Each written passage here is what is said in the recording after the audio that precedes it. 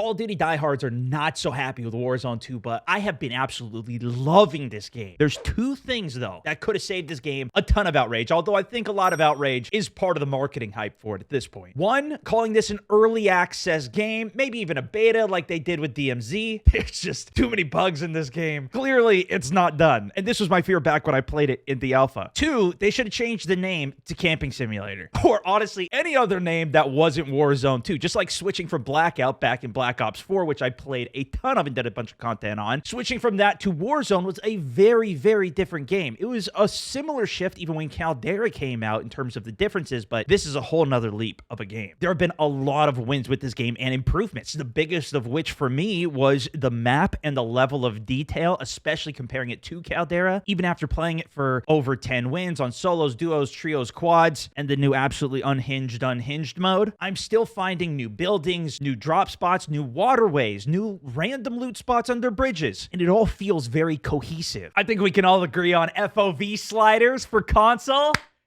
It's about time, guys! Holding gas masks, self-reses, even satchels for your teammates who maybe are on the other side of the map, even carrying a gun for them so you can drop it for them as soon as they spawn in, after constantly dying and having to carry them. No shooting. When you're dropping out of the plane for the first time, you don't land with your armor already cracked because somebody's shooting at you or a whole team gangs up on you and kills you on your way in. Similarly, helicopter farming. How many times did you have somebody pick up a helicopter and then they just chop you out of the air or just start splattering you and your whole team immediately off landing? Like, I am so happy these things are gone. But even outside of the game, some of the quality of life things like the firing range that just lets you go in and test some of the attachments before you go into a full game. Now, especially on launch, this thing was massively bugged, and the features that are in it are still complete bare bones. But man, do I love having that and just the ability to quickly test something or tune something before we go in, practice shooting some dummies while the game is even loading in. You don't have to do a whole separate loading thing, as well as the way that we unlock guns and attachments in the game, which I know a lot of people hate. I've done some videos already about this, but this is going to help future-proof the game so much as new guns come out. You'll already have attachments. Leveling them is so much easier as well. Plus, the fact that you can unlock them in different ways. This was one of my biggest things I was talking about back in Warzone 1, because it always forced you to go play Plunder in such a stupid way or get the multiplayer. Now you can even just unlock a gun fully in DMZ. For new players, this should be a much better experience. There's a lot of ifs with that and many of the things I talked about, as well as even a ton more individual little items that I can get into. You've heard me talk about it on stream in other videos, and we'll get more into some of those topics, but I really want to get into what I want to see improved or changed in this game. First off, this is a much more classic battle royale. From all the signals the devs are giving us with everything they've decided, I think that's pretty clear to see. While the devs don't listen to me anyways, I want to at least start a discussion with y'all with the hopes of making this game better. Focus on what's missing, where do we take a step backwards from what was already in the game, and what I think should be improved going into future seasons. I think we can all agree the highest priority is making this game actually stable and work in the first place, but I've kind of made some bullet points that I wanted to go through in no real particular order, but these are the biggest things that really stood out to me in my first, now over a week of playing the game. I had over 1,000 wins in Warzone 1. Blackout was my main game for a very long time. I have yet to get into DMZ, and I'll probably do a video on that coming soon, but I mostly want to focus on even some of the quality life items, and obviously a lot of these are going to be very subjective. I can't hit everything, but let me know in the comments what you agree, disagree with, and what I am missing, if anything stood out to you. Even if you don't want to comment, like some of the other ones that stand out the most so we can have an idea of what you guys are all thinking. It should be fun to read through. Now, I want to start with what I think should be one of the highest priority things, and I really wish it was a part of this game, just staple at launch. That is a reconnect feature. Even for the sake, if it isn't a dev error crashing the game and the instability of the game, even if your own game, your computer, your power goes out, your Wi-Fi needs to reset, your kid hits the cable, whatever, especially with a mode like DMZ in the game, but especially a battle royale, which is one life, so centrically focused on this critical buildup, you need a way to keep in the game. PUBG has this, Apex Legends has this. It's not like it's a crazy feature that I think we're even asking for with it. Leave your character stationary so it can still be killed if you leave. Like, it's not like it's going to be immune and keeps you alive, and that's a strategy to abuse the game, but you lose such a build-up, so much progress. And even after you win a game, there should be a play again button. Okay, maybe if it's not a win, maybe if it's a loss, right? Maybe the win, they want to keep the excitement, the momentum going. That's why they make you watch that entire long outro. It's supposed to be a huge fun event to get a win, and I get that. Not everybody's going to farm a whole bunch of them and wants to just back out and go into another game right away, which is another complaint that I've seen quite a bit of from the people who already have 100 wins in the game, and that's understandable. But this keeps people in the game even more. Just quickly click play again. You're right in. Proximity chat volume based on how far you are away, as well as direction. How great would that be? Now, I think the reason they don't have this is because so many people just leave their mic open, don't even realize their threshold is too low in their audio settings, so they're just broadcasting out to everybody by them, and it'd be super easy to pinpoint exactly where everybody is. I'm guessing this is something they'll add later down the road as more people understand how the system works, and it becomes a little bit clearer. The fact that we even have this, though, it's like Death Comms, how amazing that was for this game. It just makes everything so much better. Oh, you're a bitch. You're actually a bitch, kid. Am I though? Fucking dog shit.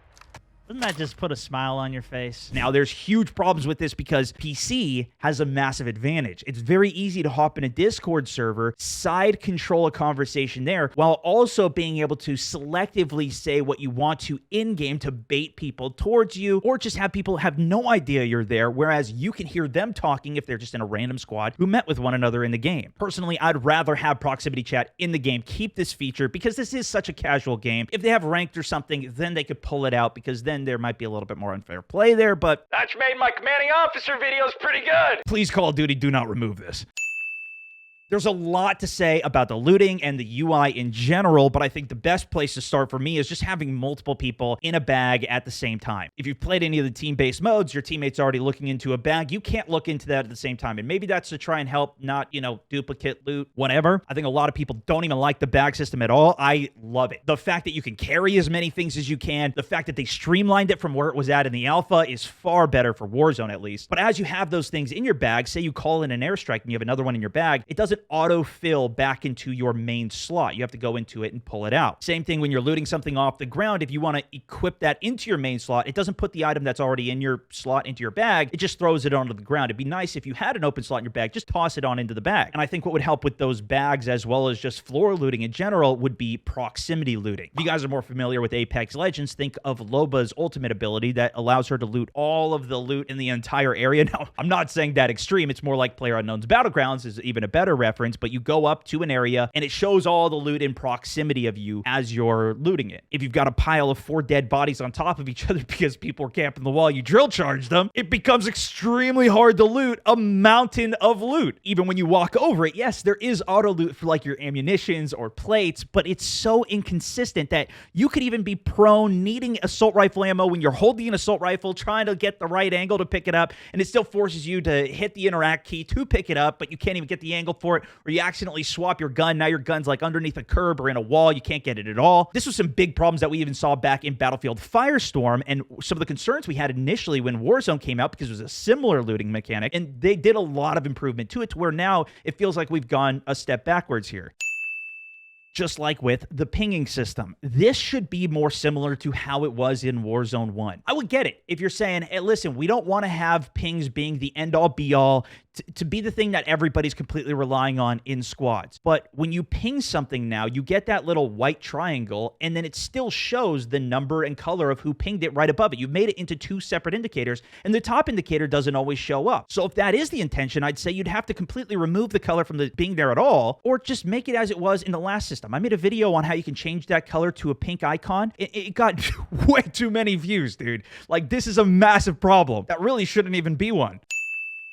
And I know there's a lot to rag on them for the UI in general in this game. I mean, the menus, we don't even need to go into completely, but there's a lot of even little things in the menus that are weird. Like when you want to play solos, every time you have to click it, and then you have to click another arrow to then slide the entire menu over to then click solos. When you go to the friends list, there's 4 different tabs, and the showcase is kind of the one we're used to. The other ones only show like 3 friends at a time. It seems like there's just so much duplicative things that don't even need to be there in the first place. We're also missing the menu for spray paints or gestures. gestures. Like, the animations that are set up for the guns are incredible, and that was some of the most fun things that you could do in the last game as well. The gestures specifically. If they didn't add spray paints, I really wouldn't care. But, you know, something that was very fun that's now missing in Warzone 2, as well as moving while mounted, mounting up, staying on a wall, and being able to move left and right, making it harder to hit. Now, this might be much more of just an overall gameplay decision for the game, just like removing slide canceling, removing the YY. I actually like the fact that they've removed that YY, canceling your reload from the game. If you already throw a magazine onto the ground, you shouldn't be able to just cancel it and it's back in there. And there's a ton of elements in this game that are not for the sake of realism. I mean,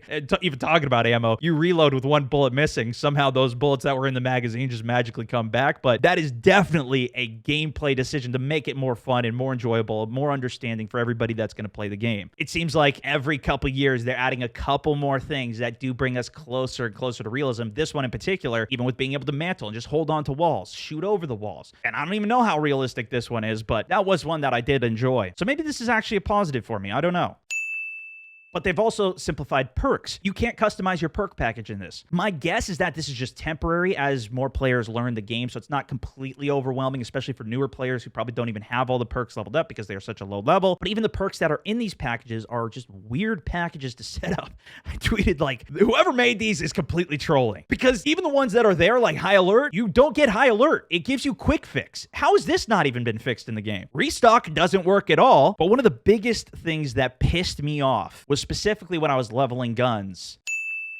The double XP timers. They are now completely gone. On top of them, already constantly ripping us off because the double XP still ticks down when you are not in the game, or even when you're waiting to get into the game, which is even amplified more in Warzone because it takes longer to get into games or to get the gun you're trying to level up. And this is like the biggest thing that they're trying to sell us with all these sponsors and promotions and everything they've done. It's crazy to me how bad of a job they constantly do at this. But of course, they benefit from it because then we have to go get even more double XP because it burns off so damn quickly. That's why they don't fix it. If you didn't know you're getting got, now you know. You got got.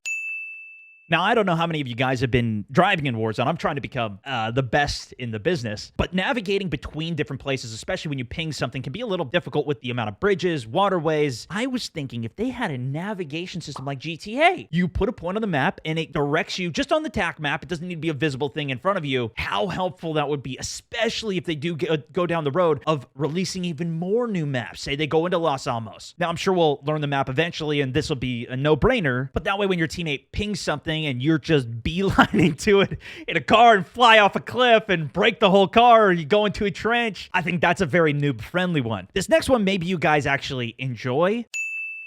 Not getting gulags because of how long they take to sometimes fill a 2v2. It's great to just come back for free, but more so in solos, I've noticed that there's a lot of times where I'll just sit there and have to wait a minute, and it takes me out of the experience, especially when there's nothing to really do in the gulag. You can't even watch the other people fighting because nobody's there. On top of that, twice now, when I have tried to team with the other team to kill the Juggernaut, they even agreed with me. They're like, yeah, let's do it. We were standing there all just waiting for the Juggernaut to come in, the jailer, and he never came.